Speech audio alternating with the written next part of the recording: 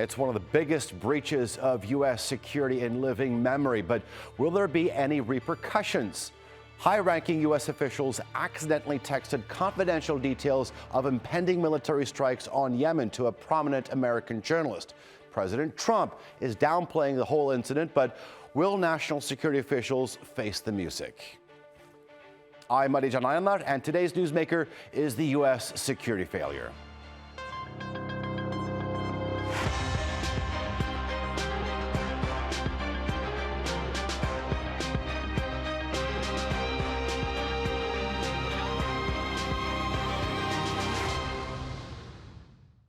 Just hours before the U.S. military launched a wave of airstrikes on the Houthis in Yemen, American security leaders held a group chat on the Signal messaging app to discuss the attack. Among those present, the U.S. Defense Secretary Pete Hegseth and Vice President J.D. Vance. The problem was, though, the editor-in-chief of The Atlantic magazine was also accidentally added to the group.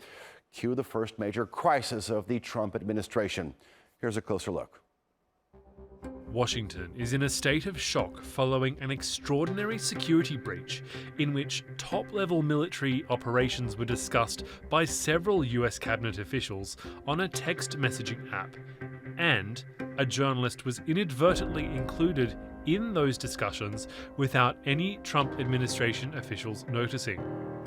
Editor-in-chief of The Atlantic magazine, Jeffrey Goldberg, says he received a notification on the Signal app and was invited to an encrypted group chat called the Houthi PC Small Group on March 11.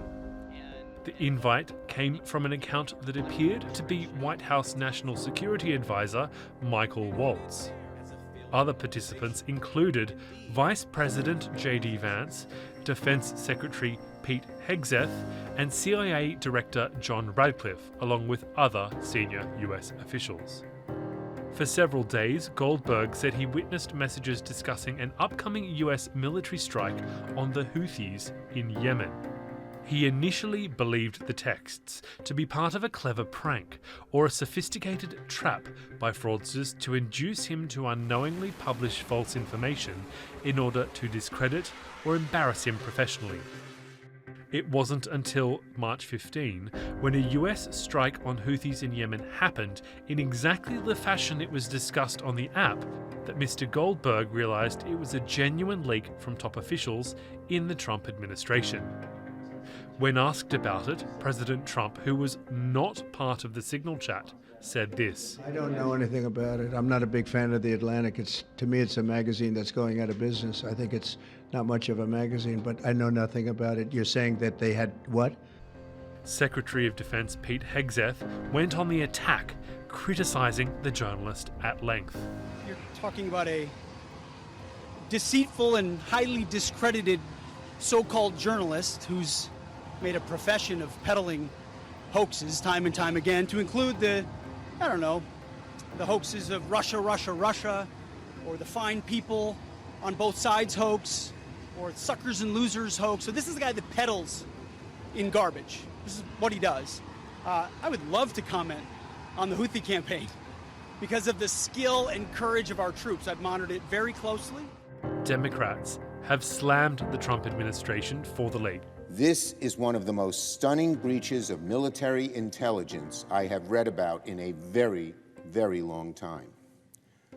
What we have here are senior U.S. leaders, including the Vice President and Secretary of Defense, having classified discussions of military action over an unsecure app. It's bad enough that a private citizen was added to this chain, but it's far worse that sensitive military information was exchanged on an unauthorized application. Handling defense information is strictly governed by law in the US under the Espionage Act. This leak harks back to Trump's first campaign for president, when he repeatedly attacked the then Democratic candidate Hillary Clinton for regularly communicating on a private email account. Goldberg, who has since left the chat group, said that several messages were deleted by others after the strike took place. A potential serious crime, as all US government communications need to be stored securely. With such a serious and humiliating security leak, what comes next for the officials who used a non-secure messaging app and potentially put American security at risk? Joining me now to debate this and more are from London, the chair of Republicans Overseas, Greg Swenson. Also in London, Andrew Eborn, international technology lawyer and president of Octopus TV. And from Newcastle in the UK, technology journalist and author Chris Stokel-Walker. Gentlemen, welcome to all of you. Greg, I have to begin with you. Without a doubt, this is a fascinating story, to say the least. So I do have to ask your take on this. Was this simply a human error that has been essentially overblown by the media, or does this incident suggest deeper security flaws within the current U.S. administration? No, I think it's more of the former. I mean, look, it's a mistake. There's no doubt. This is not good news. But I do think it's being blown. I mean, I've seen comments like the biggest national security threat in years. I mean, it's a little bit much.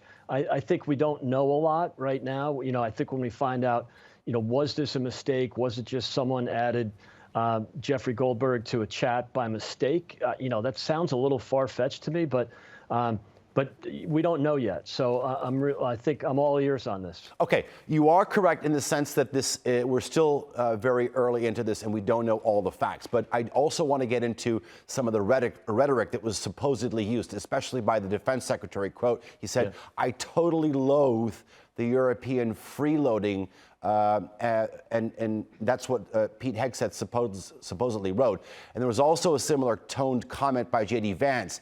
Add to that, you have the vice president reportedly being skeptical about U.S. involvement in the Red Sea strikes. I do want to ask you this. Do you think this will fuel some divisions within the administration, especially when it comes to foreign policy?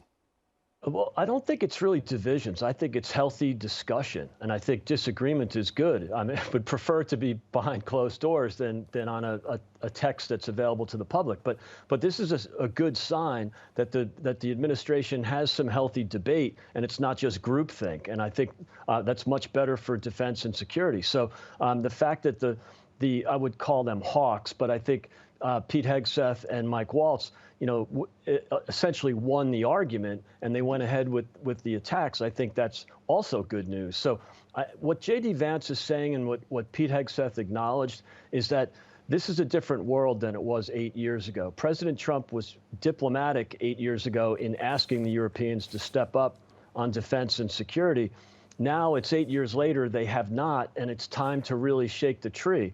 So I think it's important to understand also the difference between now and 8 years ago is we have $11 trillion of debt that's been added on in just 4 years. So $36 trillion in debt, interest rates are twice as high. We're spending $1 trillion on servicing the debt. So the president and the administration, we want a stronger Europe. We want a stronger NATO. We'd like some help in getting there. I'm glad that they went ahead with the attack on the Houthis. I think it was long overdue. And so I'm pleased to see it, but I do think we could use some support from the Europeans. Okay. Chris, I want to get your take. I mean, what does this incident reveal about the broader security risks of using commercial apps like Signal specifically for communications when it comes to government circles?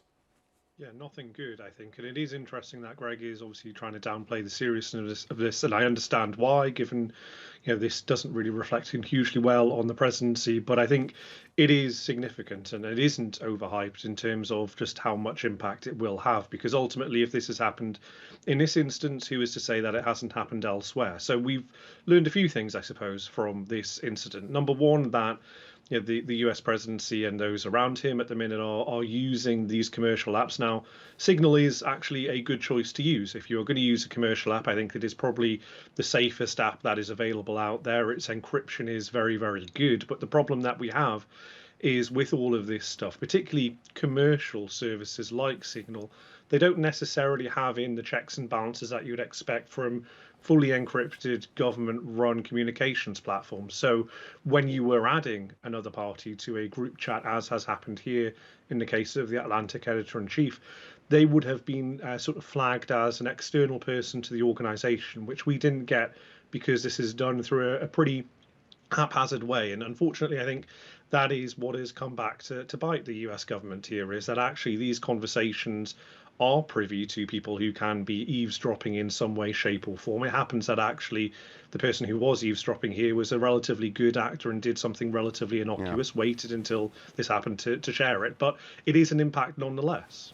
We'll talk about the potential risks if those eavesdroppers or the people who are included in that aren't American a little bit later on in the show. But Andrew, thank you for your patience. I want to bring you in this conversation. I wanted to set the tone with Greg and sort of bring in a tech angle with Chris. Yes. But from a legal perspective, do you feel that this breach raises some serious legal concerns regarding the use of Signal? And Chris has tried to define it. Yes, it's pretty safe as an end-to-end encrypted messaging platform, but let's keep in mind it's a non-governmental platform, messaging platform that's being used for national security discussions. No, absolutely. And I always say that trust comes in on foot and leaves on horseback. And trust in government, trust in the media, trust in a lot of these systems is at an all-time low. But from as we touched on earlier, the information, the facts are coming out drip-fed, if you like. And it seems to me that it's not just a slip-up, it's a neon sign flashing human error trumps tech security. And that's what's got Washington reeling today. I think that's what we need to sort of look at, because the tech security level is fairly high. There could, as we pointed out, be an extra level saying this is an external person. But it does seem at the moment that this is human error rather than tech security. Okay. I also came across a couple of clues from the looks of it, because disappearing messages were reportedly used in this particular chat. Do you feel, from a legal perspective, this could violate federal record-keeping laws and what perhaps legal consequences that sort of could build up this could have for officials in the future? I think without a doubt these are questions that need to be asked, and you need to have a look and say, okay, what was the information? Why was it so readily available? Who basically, I mean, Signal's billed as the gold standard for privacy, end-to-end encryption, no metadata trails, but let's be real, no app can stop a cabinet minister from fact-fingering a group chat. This isn't a tech failure, it's a people problem, and that's what we need to sort of look at. But bearing that in mind, what extra security could have been put in place? As was sort of mentioned by Chris a little bit earlier, there should maybe have been flagged up about who is the person being given access in these circumstances, so they could have put that on that sort of principle. Greg, bring you back in this conversation. Your take? Yeah, I agree with Chris and Andrew. I think I'm just glad that this wasn't a major catastrophe. For example, if the enemy learned about an attack and was able to prepare against it. And so, I'm just glad that this is I wouldn't call it a minor slip. It has to be fixed. There's no doubt about that. But I don't think the outcome was catastrophic. And I think it's also the risk of an administration that's completely transparent. Maybe they've gone a bit overboard, mistakenly being too transparent. This administration, the president has done more press conferences in 60 days than his predecessor did in 4 years. So, I think this is an administration that's good at communicating, and they're trying to be really open. Not just the president, but all the cabinet secretaries have been really visible. And so I think this is I'm with Andrew on this. It's a human error. I'm glad that it's been exposed so they can fix it. And this goes back to, it reminds me in some ways of the Hillary Clinton email scandal.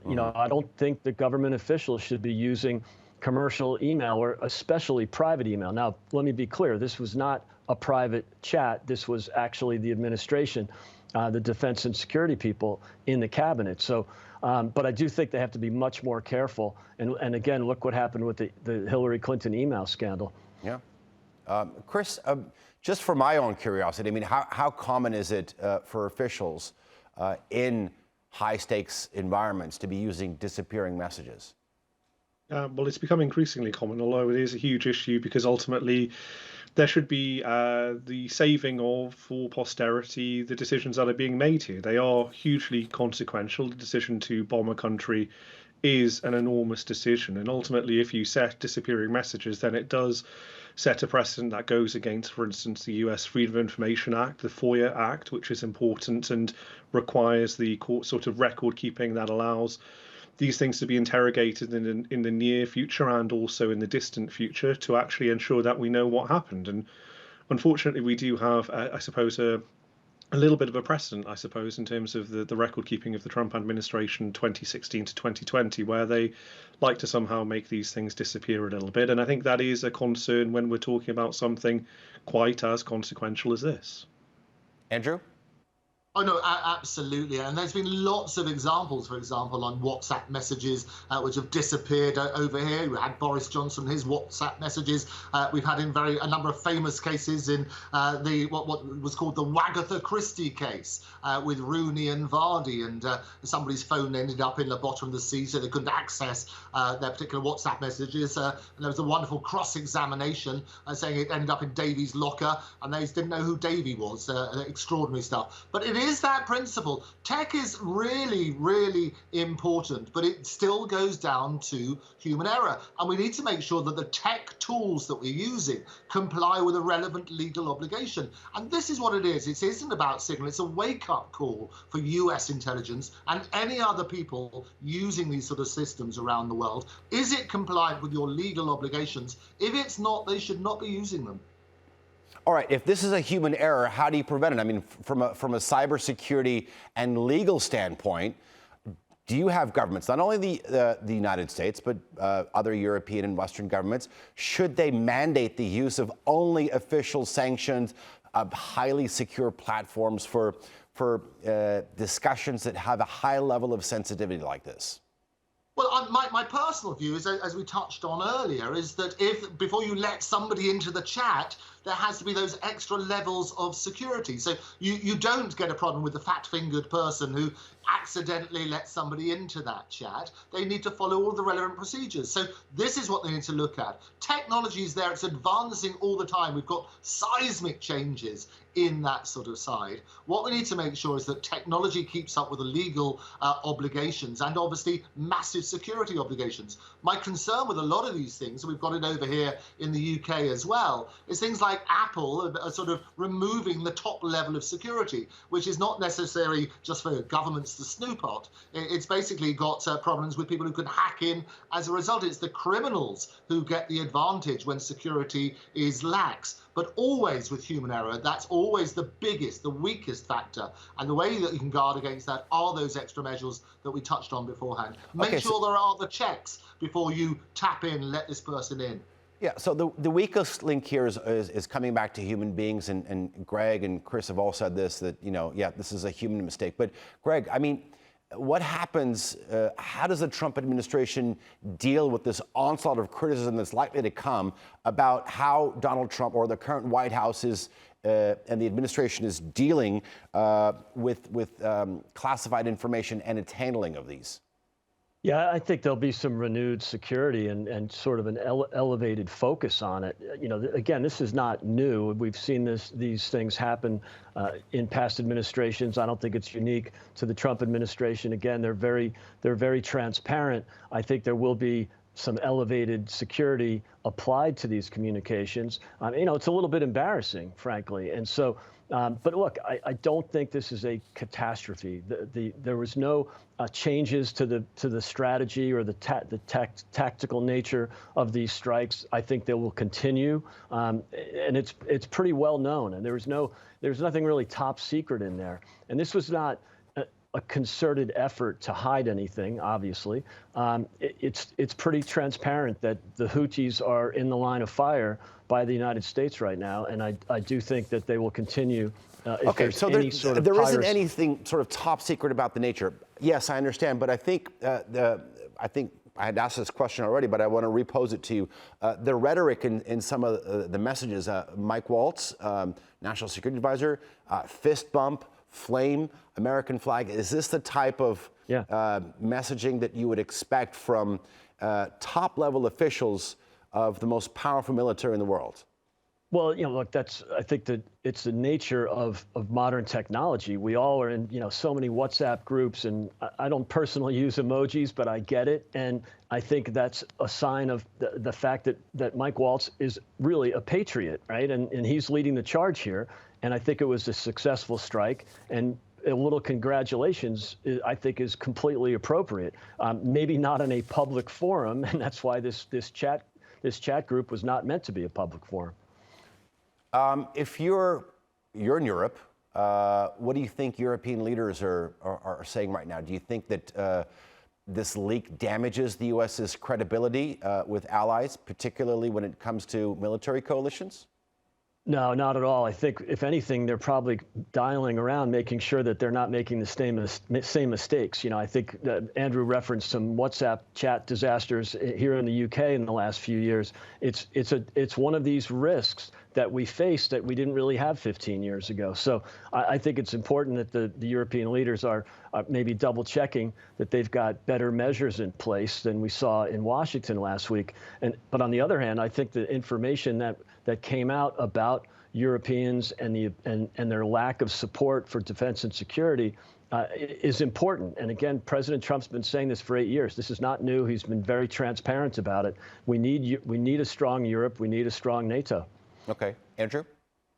Very, very clear. I mean, as you say, TRT's world audience, it spans 190 countries, and they're going to see this. America's allies are going to be nervous, and adversaries are basically smirking. That's the issue. And a breach like this doesn't just embarrass Washington, it shifts trust in the global security networks overnight. And I've always said that everything you say, everything you do, every photo that's ever taken of you will end up in the hands of the people you least want it to. So what we need to look at are ways of sort of trying to prevent that. It's not just about the content of the discussion. There's dispute about that, as we say. It's about the very fact that there was access given to somebody who shouldn't be there. And that's where the spotlight needs to shine. And I always say that sunlight is the best disinfectant. How did it happen? And as I say, from the information I've seen, it seems as though it is human error. Are there extra levels of security that could be imposed? Absolutely. There are always extra levels. And where there are extra checks and balances to make sure that human error doesn't fall down,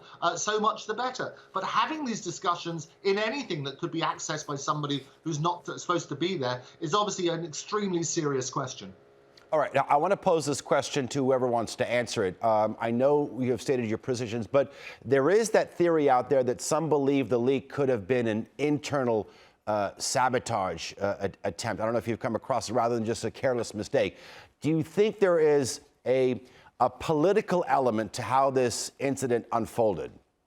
Oh, without a doubt. I mean, I can take that. Without a doubt, what happens is the political element is that anybody on the opposite side will make it political. They will highlight that as an issue, and they will take advantage. Any political advantage that can be scored is incredibly predictable. And I can predict there will be further such instances around the world, and the parties of the opposite side and the adversaries will make political capital as a result of it. It's entirely predictable. Okay, Chris, back to technology. I mean, I have to look at this from different angles. Put aside this perhaps maybe loose-footed sabotage theory. Could AI-driven misinformation or deepfake identity spoofing play a role in similar breaches in the future? And talk to me about how much vulnerability there is out there for top-level government officials. Yeah, I mean, the idea of it being internal sabotage is so loose-footed as to be flying 50,000 feet into the air. This was a human error, no matter what Pete Hegseth says in terms of his lying about the fact that no internal information was revealed. They weren't very transparent about that, although some elements of the White House have been. I think what is really interesting about this is that it is a concern, and actually it is reflected through the Atlantic's reporting around this concern of the idea that you could have had some sort of ne'er-do-well or AI-generated spoof happening here. And actually the reporter in question acknowledged that. They said that they were pretty unconvinced that this was a legitimate thing until actually it was confirmed by the US government. And I think that is important to note. The National Security Agency has said this was a legitimate chat. But it does highlight, I suppose, the ease with which you can mimic other people's voices. And so it is natural for us to be skeptical. And I think that highlights why this is such a big concern and why it is so worrying that this was carried out. We've talked over the last 20-25 minutes about the fact that there have been precedents for this before, not least in the UK, where we are all currently based. But the difference between those and this one, and the reason why this one is quite so concerning, is those ones were about, for instance, the response to COVID or internal discussions about whether or not someone should be allowed to gather in groups or not, and how that would appear to kind of the general public. What we had here was a highly secretive, highly important military incursion in another country that other people were able to eavesdrop on. And so that, I think, is the thing that is doubly concerning, and that, I think, is the thing that will be at the back of everybody's mind whenever they get into conversations like this, because ultimately those AI generated tools that we do see could result in this sort of concerning thing happening again. And that is why it is doubly important that, frankly, they take away people's phones in the US government. They say you cannot have signal on it. You need to use these things. We need some professionalism here.